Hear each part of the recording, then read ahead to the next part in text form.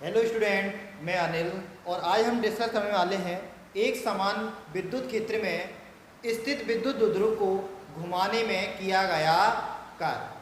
तो आज हम एक समान विद्युत क्षेत्र में यदि माना कोई हमारा विद्युत द्विध्रुव स्थित है तो उसको घुमाने में या उसके घूर्णन में कितना कार्य किया जाएगा इसका परिकलन करेंगे। तो सबसे पहले हम चित्र बनाते हैं। ये हमारा माना एक समान विद्युत क्षेत्र है।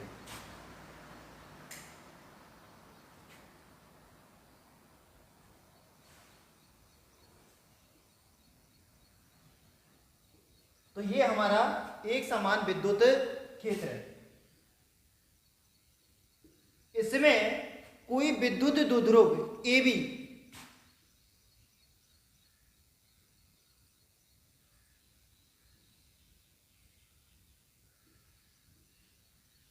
कोई विद्युत द्विध्रुव AB साम्य अवस्था में स्थित है। साम्य अवस्था का मतलब है कि विद्युत द्विध्रुव P वेक्टर और विद्युत क्षेत्र की दिशा E वेक्टर दोनों के मध्य कोण कितना है?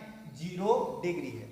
या साम्य अवस्था में ऐसा कह सकते हैं कि इस स्थिति में, यहाँ पर ये जो स्थिति है, इस स्थिति में इस विद्युत द्विध्रुव पर AB जो विद्युत द्विध्रुव है इस पर लगने वाले बल एवं बल आघूर्ण का मान कितना होता है? 0 होता है। थीटा स्थिति में यदि मान के चलो हमारा कोई विद्युत द्विध्रुव होता है एक समान विद्युत क्षेत्र में, तो उसमें लगने वाला बल तो 0 होता ही है, लेकिन बल आघूर्ण क्या होता है आपका? PE sin theta. लेकिन इस स्थिति में जब थीटा बराबर की 0 डिग्री है, थीटा बराबर कितना है? 0 डिग्री है, तो इस स्थिति में ये टॉय बराबर भी आपका कितना होगा? 0 होगा, क्योंकि साइन 0 का मान कितना होता है? 0 होता है। अब हमें क्या करना है? यदि मान के चलो किसी क्षण ये विद्युत द्विध्रुव हमारा किसमें है? थीटा स्थिति में आ जाए, तो थीटा स्थिति में इस पर लगने वाला बल आघूर्ण क्या होगा? PE sin थीटा होगा। जैसे मान के चलो ये विद्युत द्विध्रुव इस कंडीशन में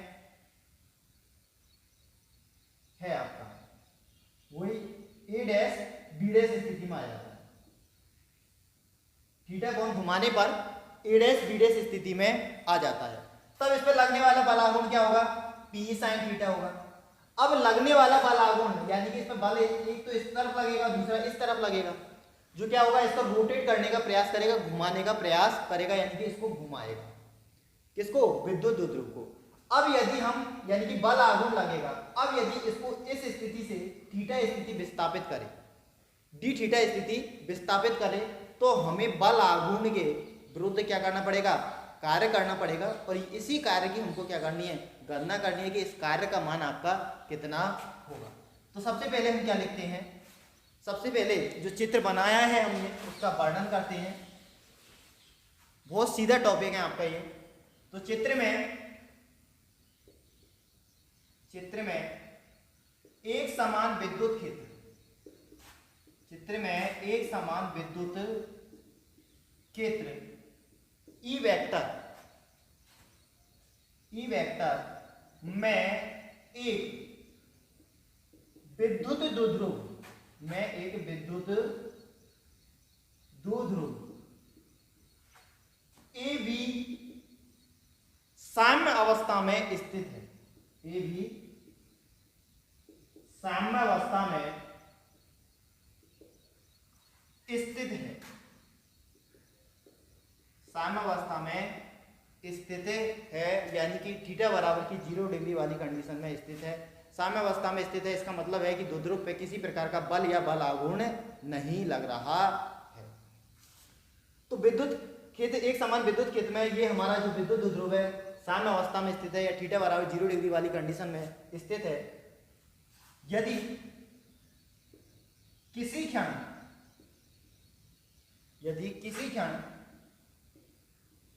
यह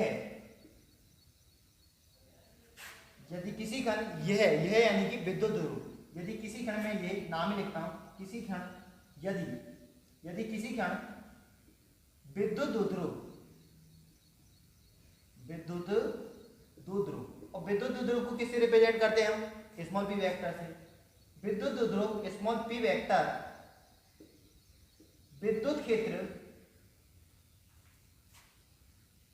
विद्युत क्षेत्र से थीटा कोण बनाता है, से थीटा कोण बनाता है, तब इस पर लगने वाला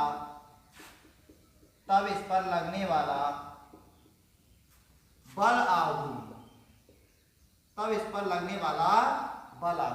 बल आघूर्ण हमने पहले चैप्टर में ही कैलकुलेट कर लिया है कि यदि कोई विद्युत द्विध्रुव एक समान विद्युत क्षेत्र में स्थित है तो उस पर लगने वाला बल आघूर्ण कितना होता है, Pe sin थीटा। तो यदि किसी क्षण विद्युत द्विध्रुव P वेक्टर विद्युत क्षेत्र E वेक्टर से थीटा कोण बनाता है, तब इस पर लगने वाला बल आघूर्ण क्या होगा, बल आघूर्ण को व्यक्त करते हैं हम टॉय से, और टॉय बराबर क्या होगा आपका Pe sin थीटा, जहां थीटा क्या है, P वेक्टर और E वेक्टर की दिशा में कौन है, यानी कि विद्युत द्विध्रुव और विद्युत क्षेत्र की दिशा में क्या है, कौन है, एंगल है। तो इस पर लगने वाले बल आघूर्ण का मान होगा टॉय बराबर Pe sin थीटा। समीकरण नंबर 1। यदि की बजाय अब विद्युत द्विध्रुव को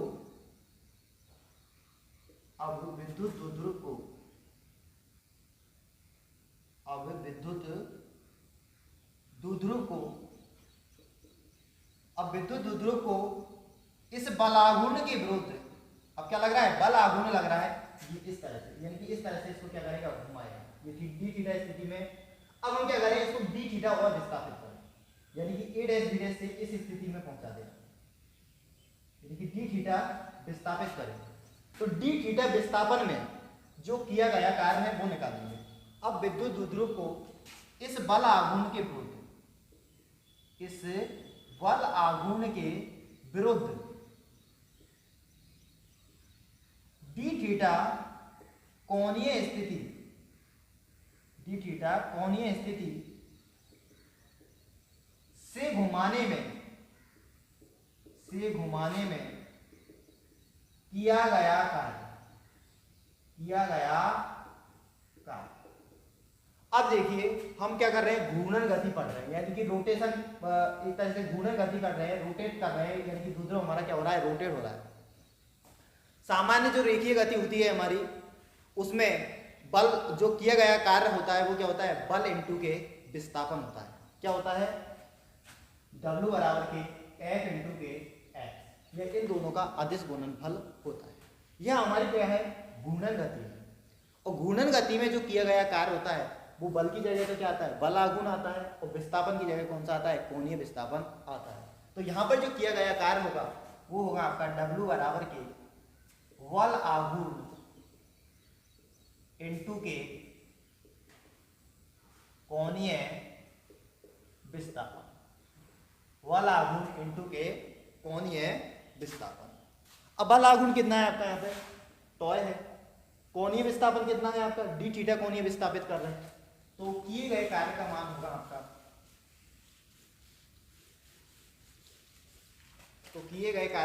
आपका, डी डब्ल्यू लेता हूं मैं क्योंकि अल्प विस्थापन ले रहे हैं, डी थीटा ले रहे हैं, तो डी डब्ल्यू किया गया कार्य होगा, और डी डब्ल्यू का मान होगा आपका कौन, बल आघूर्ण का मान टॉय, विस्थापन कितना कर रहे हैं, कोणीय विस्थापन डी थीटा, तो डी डब्ल्यू बराबर क्या आएगा आपका, ये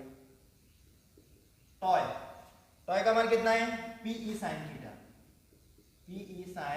थीटा इंटू के डी थीटा। समीकरण नंबर 2।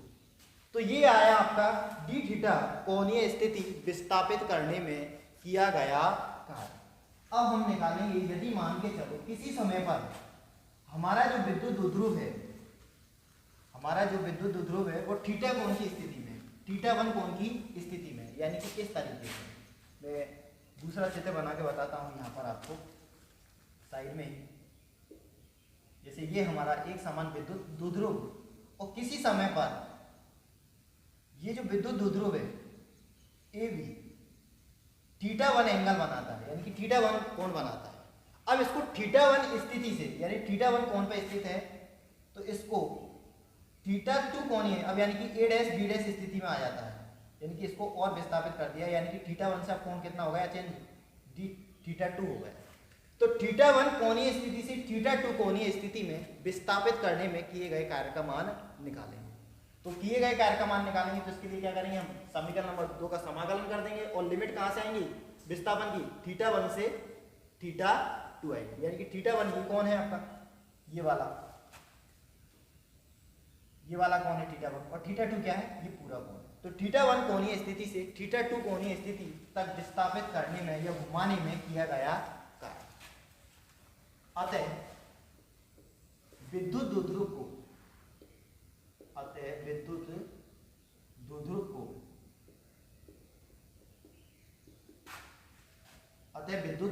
जो कहां पर स्थित है, एक समान विद्युत क्षेत्र में स्थित है। अतः विद्युत द्विध्रुव को थीटा 1 कोणीय स्थिति से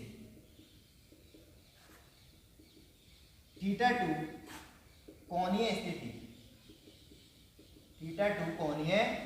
स्थिति तक घुमाने में या घूर्णन करने में किया गया कार्य। तो किया गया कार्य निकालेंगे तो इसके लिए क्या करेंगे, समीकरण नंबर 2 का समाकलन करेंगे। तो समीकरण 2 का समाकलन करने पर, और समीकरण 2 का समाकलन करेंगे तो यह आएगा आपका समाकलन dw। थीटा की लिमिट कहां से कहां चेंज हो रही है, थीटा 1 से थीटा 2 जा रहा है हमारा। जो d थीटा का मान है वो कहां से जा रहा है, थीटा 1 से थीटा 2 तक जा रहा है। तो यहां पर जो लिमिट लग जाएंगी थीटा 1 से थीटा 2 और PE sin theta d theta. अब P आपका क्या है, कांस्टेंट है, एक समान विद्युत क्षेत्र है, और विद्युत द्विध्रुव का मान भी आपका क्या है, फिक्स है, क्योंकि विद्युत द्विध्रुव हम चेंज थोड़ी कर रहे हैं, एक ही विद्युत द्विध्रुव है। तो यहाँ पर PE को तो क्या आएगा, समाकलन से बाहर आ जाएगा। PE समाकलन से क्या आएगा, बाहर आ जाएगा। मैं इससे मिटा रहा हूँ। तो इस साइड आपका dw का तो समाकलन हो जाएगा w, जैसे dx का समाकलन क्या होता है, x होता है, इसी प्रकार से dw का समाकलन क्या होगा, w होगा। PE मैंने बाहर ले लिया और समाकलन आ रहा आपका थीटा 1 से थीटा 2, अंदर क्या रहा sin theta d theta. sin theta का समाकलन क्या होता है, आपको मैं 11th क्लास में पहले ही बता चुका हूँ, दिखा चुका हूँ, दूसरे चैप्टर में समाकलन sin थीटा के, cos थीटा का, tan थीटा का, ये सारे समाकलन लिखा चुका हूँ। sin थीटा का समाकलन होता है आपका माइनस के cos थीटा। तो ये आएगा w बराबर के PE, और इसका समाकलन हो गया sin थीटा का माइनस के cos थीटा, और लिमिट रहेगी आपकी थीटा 1 से थीटा 2 तक, या w बराबर के ये आया आपका PE। पहले हम क्या करते हैं, अपर लिमिट लगाते हैं, फिर उसके बाद में माइनस चिन्ह लगाते हैं, और फिर उसके बाद में लोअर लिमिट। अपर लिमिट यानी कि ऊपरी सीमा हमारी क्या है, थीटा 2 है, तो फिर थीटा की जगह क्या रखेंगे, थीटा 2 रखेंगे। तो माइनस की cos थीटा की जगह थीटा 2। अब माइनस का चिन्ह आएगा, लेकिन माइनस का चिन्ह पहले से ही चल रहा है साथ में आएगा। फिर अब थीटा की जगह क्या रखेंगे, थीटा 1 रखेंगे, तो cos थीटा 1। या इसको ऐसे लिख सकते हैं हम, w बराबर के PE, प्लस वाले को पहले लिख लें, माइनस वाले को बाद में लिख दें, तो ये हो गया cos थीटा 1 माइनस के cos थीटा 2।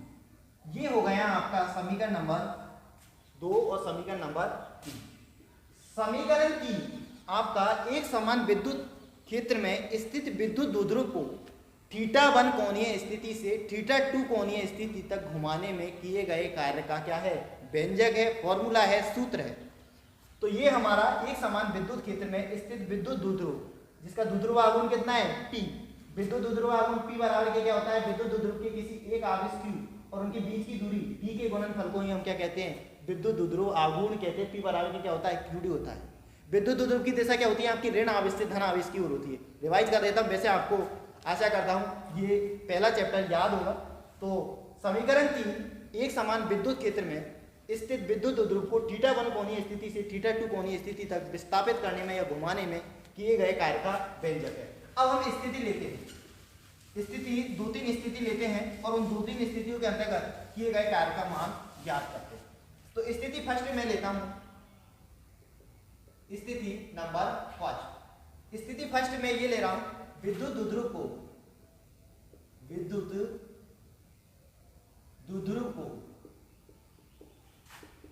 उसकी साम्यावस्था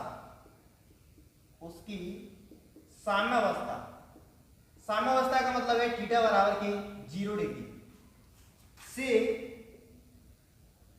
थीटा कोणीय स्थिति से थीटा कोणीय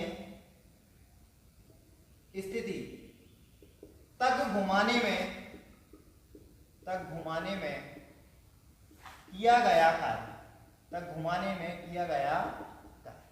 तो अब जो लिमिट हमारी थीटा 1 से थीटा 2 थी वो क्या हो जाएगी 0 डिग्री से थीटा तक, यानी थीटा 1 की जगह हम क्या लिखेंगे 0 डिग्री लिखेंगे, थीटा 2 की जगह क्या लिखेंगे हम थीटा लिखेंगे। तो इसके लिए क्या लिखेंगे सीधा ही लेंगे समीकरण 3 में थीटा 1 बराबर के 0 डिग्री तथा थीटा 2 बराबर के थीटा रखने पर। समीकरण 3 में थीटा 1 बराबर 0 डिग्री थीटा 2 बराबर के थीटा रखेंगे तो ये मान आएगा आपका PE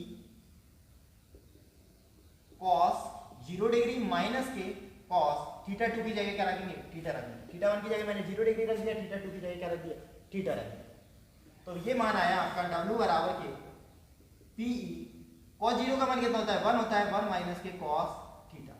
ये फॉर्मूला आ गया आपका एक समान विद्युत क्षेत्र में स्थित विद्युत ध्रुव को उसकी साम्यावस्था की स्थिति का मतलब है जैसे आपका ये विद्युत क्षेत्र है तो साम्यावस्था में यानी कि इसी दिशा में आपका क्या होगा विद्युत ध्रुव होगा माइनस के क्यू और प्लस के क्यू।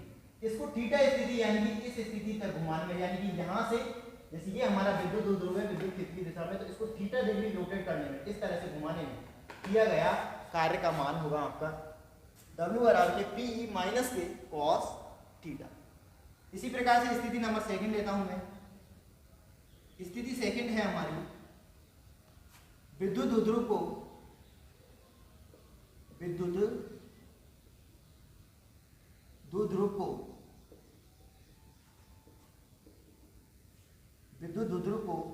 उसकी साम्यावस्था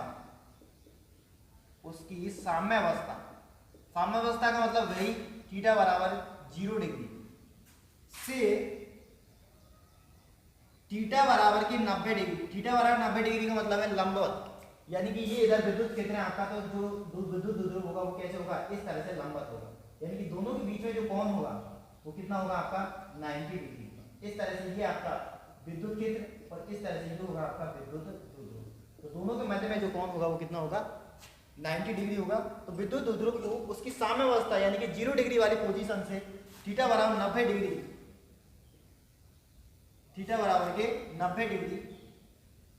कोणीय स्थिति तक घुमाने में किया गया कार्य। तो ये निकालना है तो इसके लिए क्या करेंगे हम समीकरण जो 3 है हमारा क्या है समीकरण 3 में थीटा 1 बराबर तो क्या रखेंगे 0 डिग्री रखेंगे। समीकरण 3 में थीटा 1 बराबर 0 डिग्री तथा थीटा 2 बराबर कितना रखेंगे 90 डिग्री। थीटा 2 बराबर के 90 डिग्री रखने और समीकरण 3 में ये मान रखेंगे थीटा 1 बराबर के 0 डिग्री और थीटा 2 बराबर के 90 डिग्री। तो हमारी वैल्यू आएगी आपकी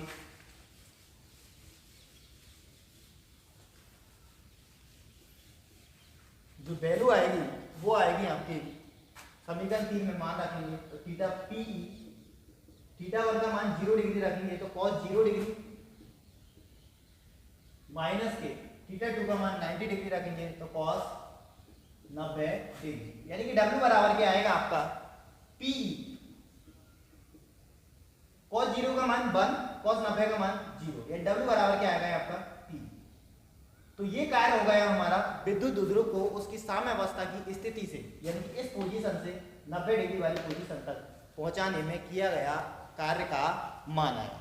एक और लास्ट स्थिति है आपकी थर्ड स्थिति और थर्ड स्थिति में लिखता हूं आपको यहाँ पर इधर। तो स्थिति नंबर थर्ड है हमारी विद्युत ध्रुव को उसकी साम्यावस्था यानी थीटा बराबर 0 डिग्री से थीटा बराबर के 180 डिग्री कोणीय स्थिति तक घुमाने में किया गया कार्य। तो इसके लिए क्या करेंगे हम वही समीकरण 3 में थीटा 1 बराबर के 0 डिग्री और थीटा 2 बराबर के क्या रखेंगे 180 डिग्री रखने पर। तो समीकरण 3 हमारी ये रही। तो समीकरण 3 में रखेंगे मान हम W बराबर के PE cos 0 डिग्री माइनस के कॉस 180 डिग्री। तो ये आएगा आपका मान W बराबर के PE कॉस 0 डिग्री का मान कितना होता है 1 और कॉस 180 यानी कि पाई का मान कितना होता है माइनस के 1। कितना होता है माइनस के 1। तो ये माइनस के 1 क्या हो जाएगा प्लस हो जाएगा। तो ये हो जाएगा PE 1 प्लस के 1। तो ये आ जाएगा W बराबर के 2PE और ये हो जाता है आपका विद्युत द्विध्रुव को यानी कि बिल्कुल विपरीत कर दिया हमने। यानी कि ये इधर पहले माइनस Q था और इधर प्लस Q था और विद्युत क्षेत्र की दिशा में आपकी किस ओर थी इसी ओर थी। अब हम इसको क्या कर रहे हैं इस पोजीशन में था विद्युत द्विध्रुव की दिशा क्या होती है माइनस ऋण आवेश से धनावेश की ओर होती है। तो इसको बिल्कुल इस तरह से रोटेट कर रहे हैं यानी कि ये बिल्कुल उल्टा हो गया यानी कि माइनस Q की जगह तो यहाँ क्या आ जाता है प्लस Q हो जाता है और इधर प्लस की जगह क्या हो जाता है माइनस हो जाता है। तो इस प्रकार से P वेक्टर और E वेक्टर एक दूसरे के क्या हो जाते हैं विपरीत दिशा में हो जाते हैं। तो ये कोण हो जाता है आपका 180 डिग्री। तो इस स्थिति तक घुमाने में किए गए कार्य का मान होगा आपका W बराबर के 2PE। सो स्टूडेंट यदि ये वीडियो आपको पसंद आया हो तो लाइक करें, शेयर करें। यदि इस वीडियो में आपको किसी प्रकार की कोई भी प्रॉब्लम लगती है तो कमेंट जरूर करें। यदि अभी तक आपने मेरे YouTube चैनल को सब्सक्राइब नहीं किया है तो सब्सक्राइब